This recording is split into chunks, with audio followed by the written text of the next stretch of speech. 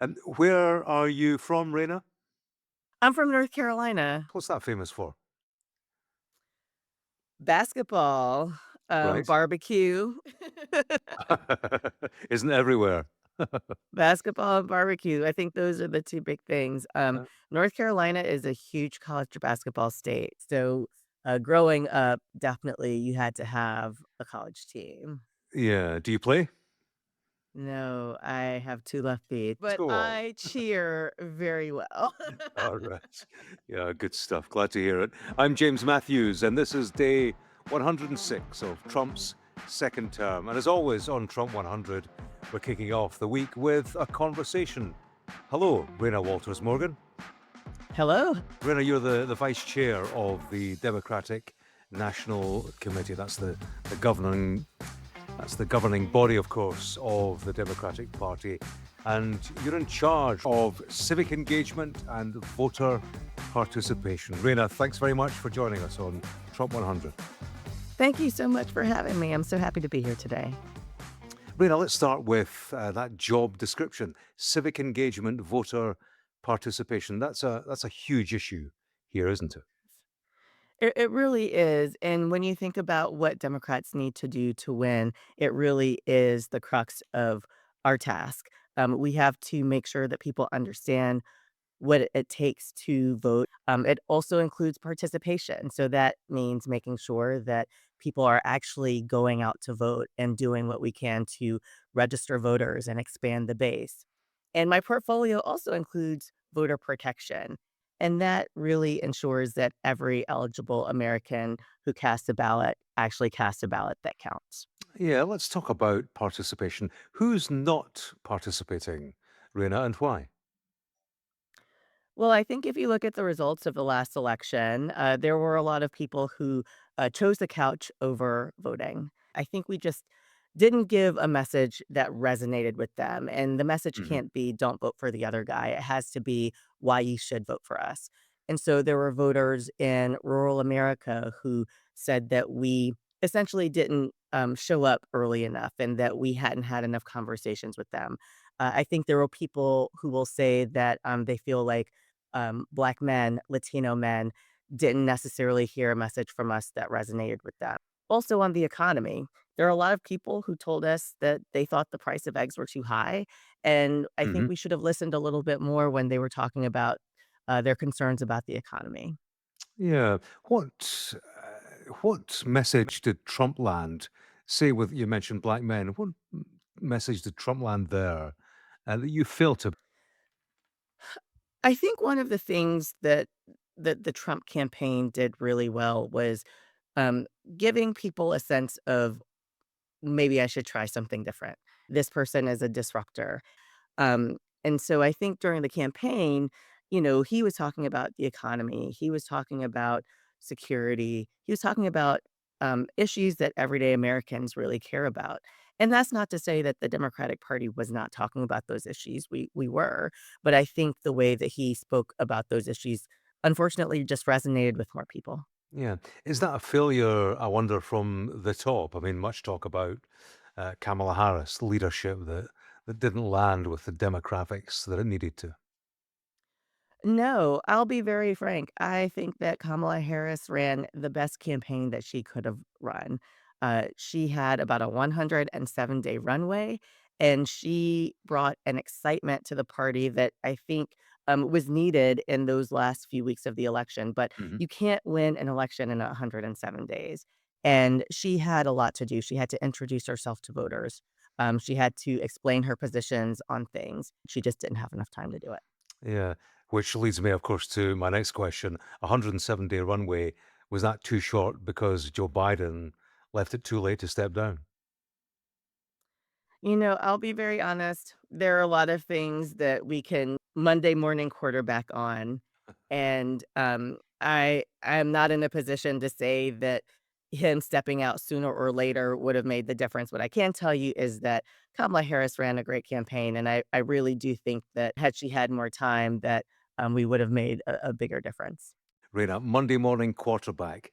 For the UK viewers, UK listeners, explain that one to me.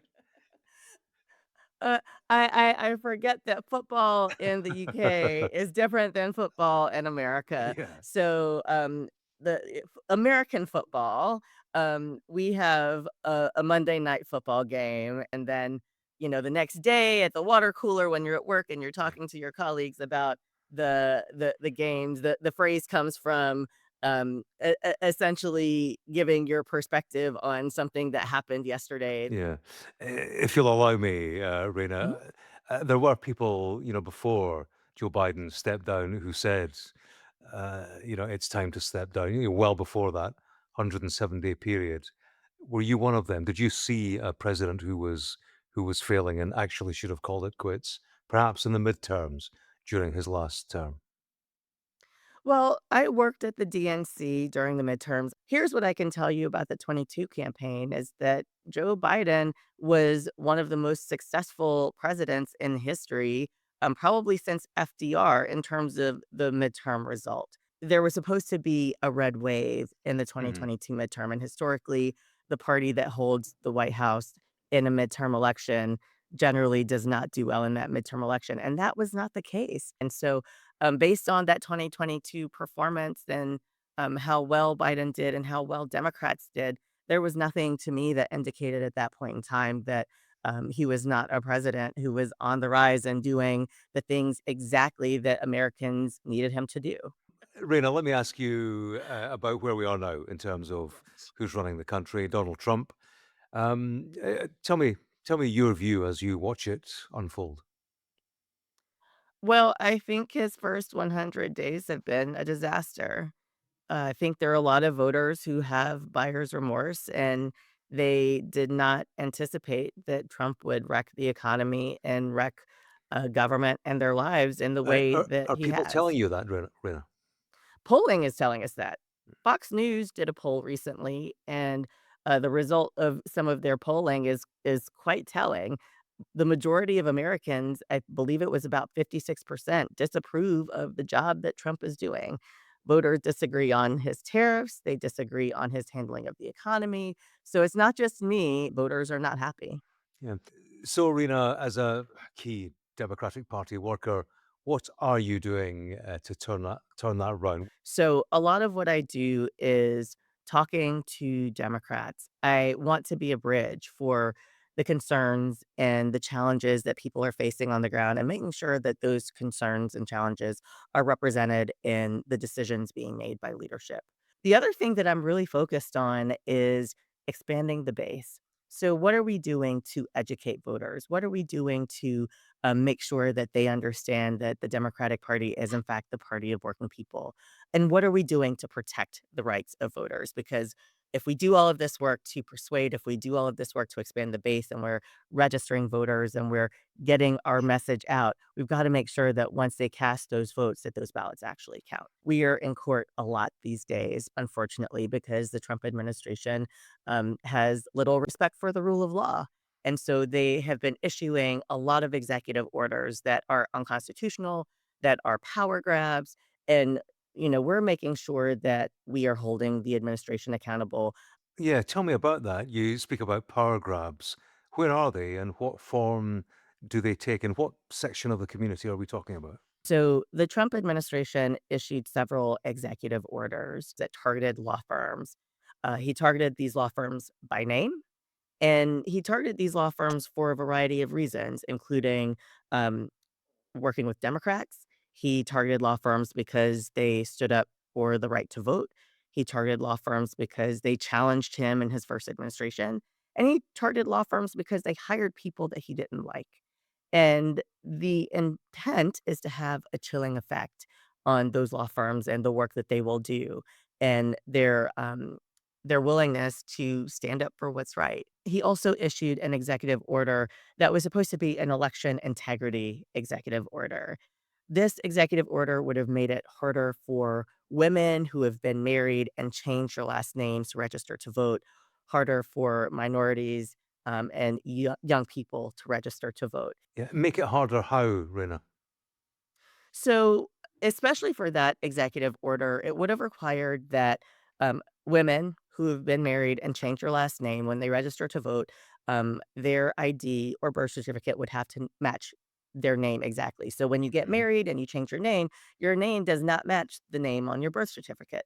Or you would need a passport to prove that you are a US citizen to register to vote. Most Americans don't have a passport. Is it fair to say that this disenfranchising benefits Republicans? It absolutely is a strategy that they have used, and they have consistently tried to use this strategy for years. Instead of coming forward with policies that would help the American people, they want to limit the number of people who are voting. And I think it's a clear strategy of the Republican Party to try and eliminate or limit access Mm. to voting for those who they don't think vote with them.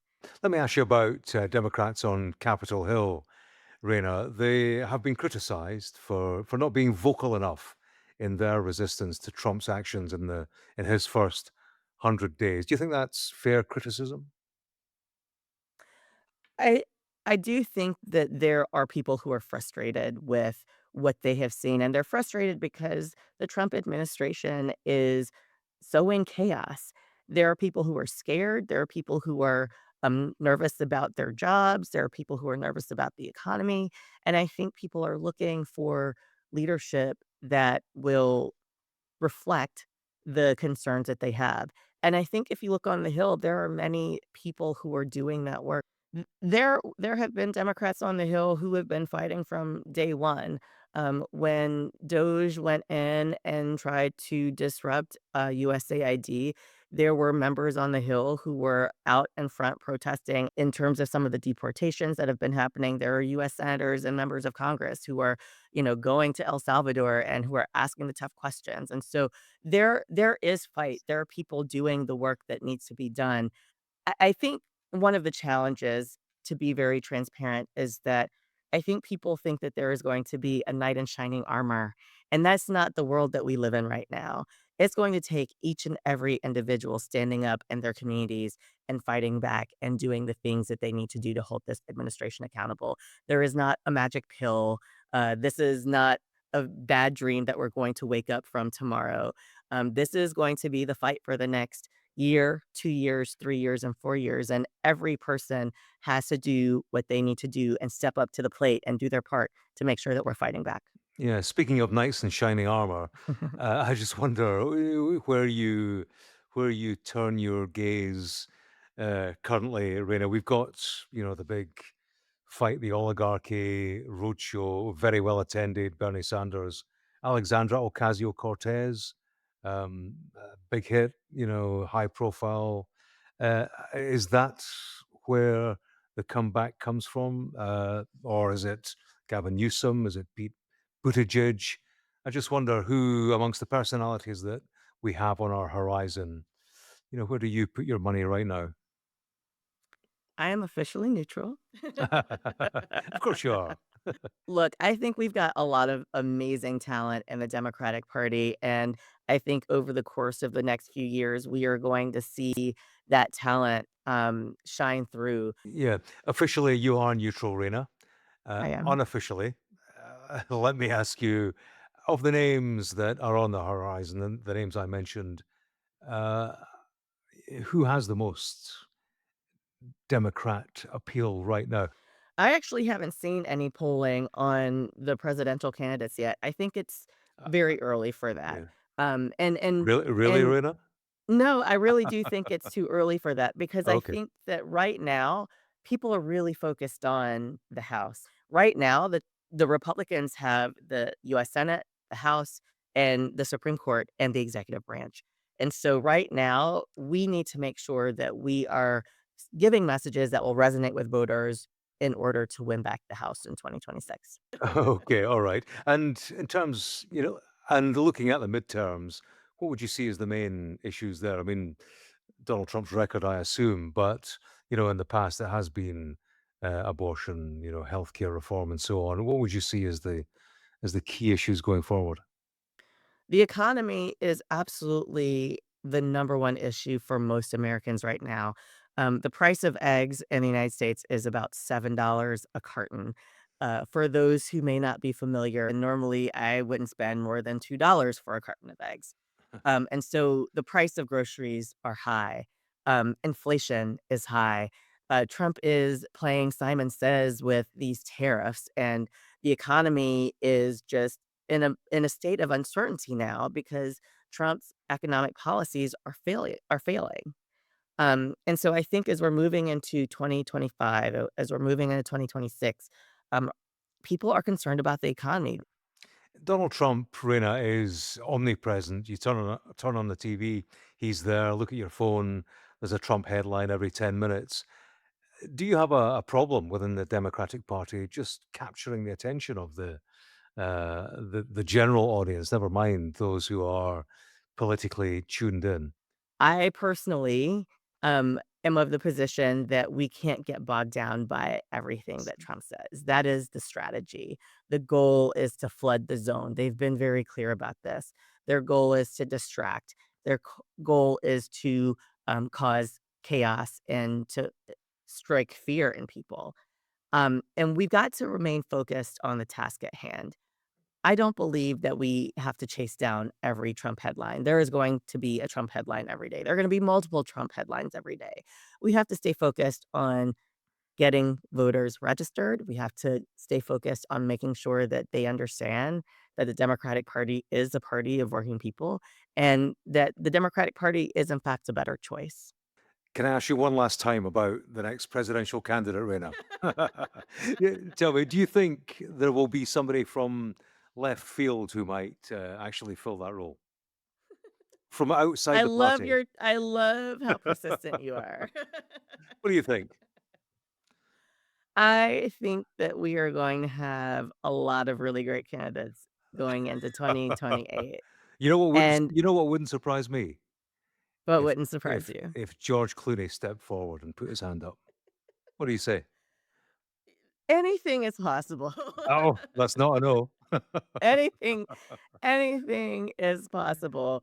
When we have a process that will allow for anyone interested in taking that higher office to get their name on the ballot. And so, if George Clooney gets the signatures and he gets the votes that are needed, then, who knows? Maybe George Clooney will be on the ballot. Okay, so Reyna Walters-Morgan, you have not ruled out George Clooney being the next Democratic candidate. We'll see. We'll see in good time.